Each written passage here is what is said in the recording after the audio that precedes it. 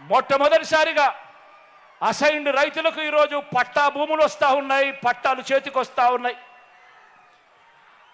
సామాజిక న్యాయం విషయంలో సువర్ణ అధ్యాయాన్ని లిఖించినది కూడా ఈ 58 నెలల కాలంలోనే అని చెప్పడానికి గర్వపడతా ఉన్నా. మొట్టమొదటిసారిగా ఒక పేదవాడిని గౌరవించిన ప్రభుత్వం ఏదైనా ఉంది అనంటే, ఒక పేదవాడికి తోడుగా ఉన్న ప్రభుత్వం ఏదైనా ఉంది అనంటే అది మీ బిడ్డ ప్రభుత్వం అని చెప్పడానికి కూడా గర్వపడతా ఉన్నా. మొట్టమొదటిసారిగా నామినేటెడ్ పదవుల్లో ఏకంగా చట్టం చేసి మరి 50% పదవులు నా నా నా నేను పిలుచుకుంటూ నా ఎస్సీలు బాగుండాలి, నా ఎస్టీలు బాగుండాలి, నా మైనారిటీలు బాగుండాలి, నా బీసీలు బాగుండాలి అని చెప్పి ఏకంగా చట్టం చేసి మరి వారిని పైకి లేపాలి, వారిని ఎదగనివ్వాలి అని చెప్పి 50% పదవులు వాళ్ళకే ఇచ్చేట్టుగా చట్టం చేసిన ప్రభుత్వం కేవలం మీ బిడ్డ ప్రభుత్వం.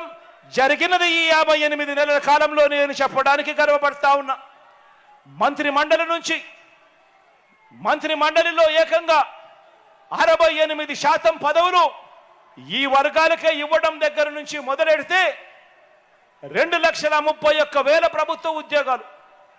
రాష్ట్రం విడిపోయిన తర్వాత మన ప్రభుత్వంలో ఎన్ని ఉద్యోగాలు ఉన్నాయని చూస్తే దశాబ్దాలుగా స్వతంత్రం వచ్చినప్పటి నుంచి మన రాష్ట్రంలో ఉన్న ఉద్యోగాలు 4 లక్షలు అయితే ఈ 58 నెలల్లో మీ బిడ్డ ప్రభుత్వం వచ్చిన తర్వాత అదనంగా మరో 2,31,000 ఉద్యోగాలు మీ బిడ్డ ఇచ్చాడు.